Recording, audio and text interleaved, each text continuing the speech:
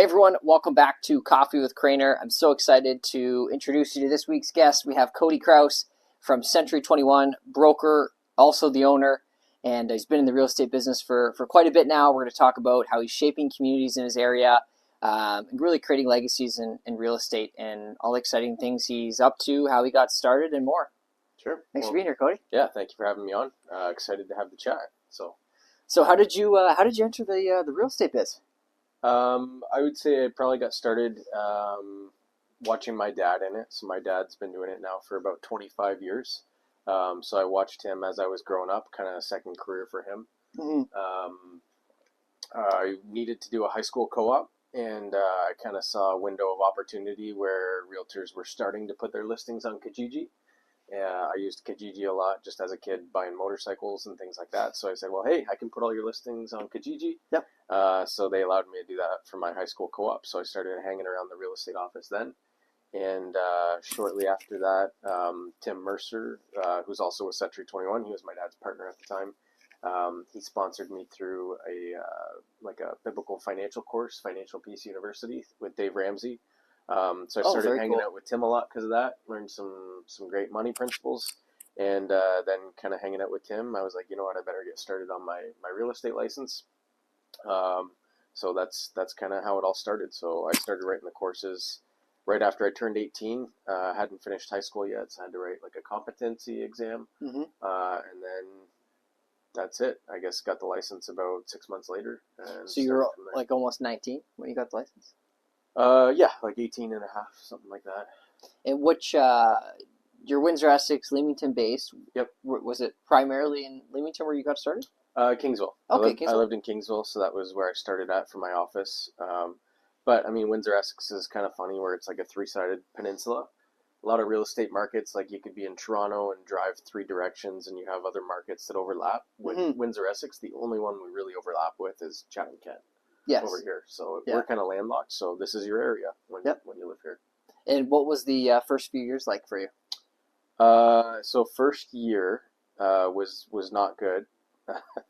I was going to university. I was working at a golf course. I was a cook there. I was starting to do some bartending, things like that. I lined up all my university courses on 2 days so that I could work another sales job the other 3. And I thought, well, maybe I could sell real estate as a kind of side hustle on the evenings and weekends, and sold 2 homes. So not a great first year. And I realized that I got to do this full time if I'm going to really jump into this. And that was a challenge by Tim, my mentor. And I mean, at the end of it, homes are a very large investment. I don't think anyone can really take a good fair swing at it part-time and say that, you know, I fully expect people to trust me with this when I'm investing this much money, if it's not what I'm spending all my time doing. And it's a little different than dirt bikes? A little different than selling dirt bikes. Yeah. And now you're building a team. Yeah, so I came onto a team. I really like the idea of being on a team in real estate.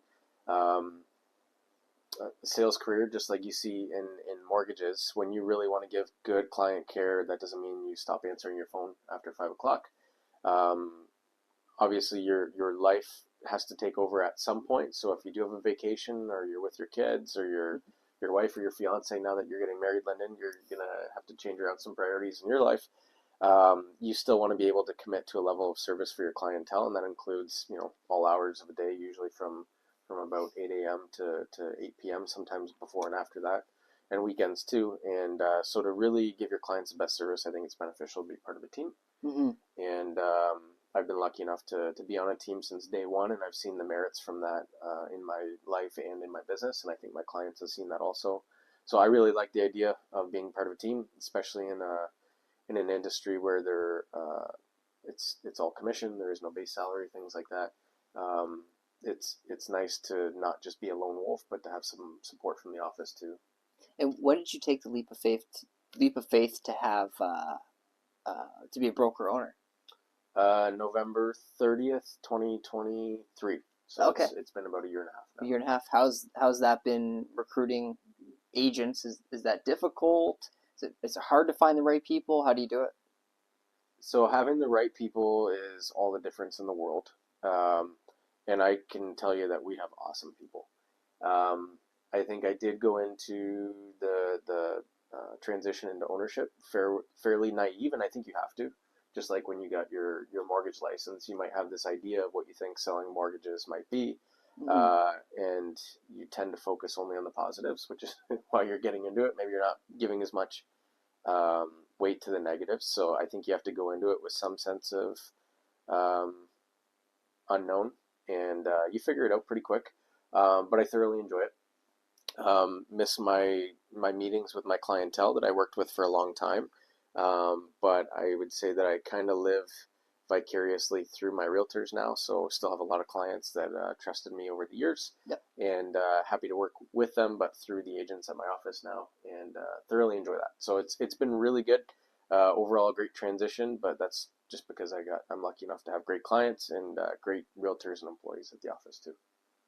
And that's an interesting topic. Is how do you when you've built a massive book and now you're at a point where you want to have agents working with you that you're able to share leads with to ensure that you can still grow but also have a life outside of work as well. How do you easily transition that client to somebody else in your team without damaging that relationship? I think it starts with kind of my last comment, which is making sure that you do have the right people. So if you have the right people, you have to have a certain level of faith in them. And I think if they're with you, you probably already have a certain Mm-hmm. level of faith in them, or else they wouldn't be part of a team in the first place, or part of your team in the first place. Um, but also, there's a really good book that our office book club read recently. It's called Unreasonable Hospitality. And one of the principles in the book is giving people a certain level of responsibility before you might think they're ready for it or before they might think they're ready for it. And oftentimes people won't really step up until they've been given that opportunity. They always have someone to bounce the questions off of or get the final okay from. And oftentimes they're totally ready for it. They've trained for it, they have experience, and they're ready to go. It's just they've never actually been put in that position where they have to. And so I think that you have to have that level of faith in someone. Obviously, there's some precursors that would um, give you the confidence that when that's exercised, they would do well with it. But you have to be willing to take that leap of faith and give it to someone. But then, It's a lot of trust. yeah, but then you also have to be there and say, hey, I'm not just going to throw you this and sink or swim. Obviously, I want to make sure that our clients are getting the best service possible. And although I might have full trust in you, you might not have full trust in yourself, or you might come into a scenario that you haven't seen before. And Yeah. Well, we're in the people business. We happen to sell homes, but we sell homes to people and for people. And that being said, there's almost no scenario that's the same as the one before. So we're always running into different scenarios, no matter how experienced you are. Mm-hmm. And it's always helpful to have a sounding board. Hey, how would you handle this scenario if you were in my shoes? Yeah. And oftentimes they know the right answer. It's just they need to talk through it with someone else. Yes, absolutely. Was this goal of having a team always something that you set out to do, or did it happen as your career progressed? It was a progression thing. Yeah, so we've had the local home team. It's been around for 17 years. I've been in leadership of it for I think about 6 years with a partner who was my father. So he took me on as a partner in my early 20s. And then he kind of just decided that he just wanted to be a realtor and not in management and leadership anymore, which is interesting because I think a lot of people have aspirations to always level up and level up and level up. But a lot of people, once they actually get that chance to lead, they're like kind of just miss doing what I did before this. And so I've actually seen that happen a few times where people got to the point of team lead and then they said, you know what, this has been great. I've enjoyed it, learned a lot of lessons, but I actually really like doing Just being on the road selling. Yep, what led me up to this point. And oftentimes you'll see them step back after the fact, say, I just want to go do what I do best. And just because you can have a great sales career doesn't mean that you're going to be a great manager. Just like being a great manager doesn't necessarily mean that you're going to be a great salesperson. I think everybody's got a different gift set. And so I look even inside of our office. Len Filio, he's my broker of record. So he's our compliance guy, which I'm sure you guys have compliance people in the mortgage world. Oh, yeah. As you're heavily regulated Lots. in the financial industry. That's not my gift set, and it's not because I don't like to be compliant. It's just enforcing compliancy, going through every deal. That's not necessarily my gift set, so I've delegated that to Len, and he thrives in that. So I think that giving people the opportunity to do what they really enjoy doing is the best way to delegate and to offload the things that you don't necessarily enjoy doing, so that you can spend time focusing on the tasks that you do enjoy. Mm-hmm. If that makes sense. No, it does, 100%. Now, what do you like to do outside of real estate? I used to have a lot of hobbies: golf, hockey, Then you had kids? motorcycles, all that kind of stuff. We're very involved in our community through religious activities, so we've always been involved with our church. Yep. So love doing all that kind of stuff. Hobbies, I love sports and racing and all that kind of stuff. And now we have 4 children, and my hobbies have shifted to activities. Their hobbies. Yeah, activities that can include 6. So Okay. Traded the motorcycle for a boat, so we enjoy taking the kids for a boat ride. Sometimes it's just hiking. When we had our second son, I took a month off work, and we made it a goal to try and visit every IRCA park in Essex County. Oh, wow. Which was really fun. So just going there with all the kids every time, we had an hour here, 2 hours there, whatever, we would drive to a new part of the county that we hadn't been to before and try and see that site. We're not much of travelers. We really just like to entertain, so we like to have other families over into our home. Mm-hmm. That's the big stuff. I try and work out to keep healthy, but it's not necessarily because I enjoy it. But no, it's hobbies. That's honest. It's hobbies that include the kids now. So whether that's golf lessons, which is basically a nonstop workout. Yeah, pretty much. Now, what's it been like taking over as a leader of the local home team? Overall, it's been very good. Bumps in the road for sure. Mm-hmm. There's no getting around that. It's just going to happen. Not everybody's going to love your leadership style or some of your decisions. But the people that do like them, really like them, and they're going to be your biggest supporters. Mm-hmm. Sorry, just adjusting this. They're going to be your biggest supporters, and so that's been great. It's definitely given me some opportunities to spend some other times doing things, like, for example, doing the podcast that I've been doing now. Lyndon will be our guest number, I think, 41 on our podcast. Oh, wow. That'll be coming out next week. So it's given me opportunity to do a lot of that. A lot of my focus now is structured meetings throughout the week. So our real estate offices meet on Wednesdays and Mondays, city and county. We do tours of new properties.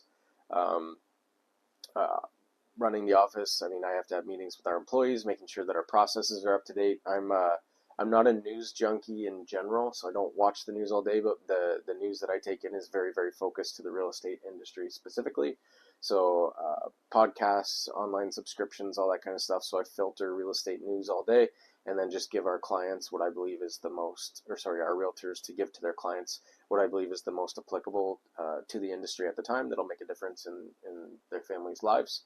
And ours as the real estate professional, what do we need to know? And that's keeping up on what's going on in mortgages. I'm not always the best person to do that, so we reach out to mortgage professionals after we read the news to get their take on how that would actually impact the families that we're dealing with. So a lot of reading on the industry, but then filtering out what actually affects us on the day-to-day, running the structured meetings inside of our office. And then our big thing is systems and implementation processes. So I feel my job now is to give our realtors the absolute best tools possible to make the transaction with their clients as seamless as possible.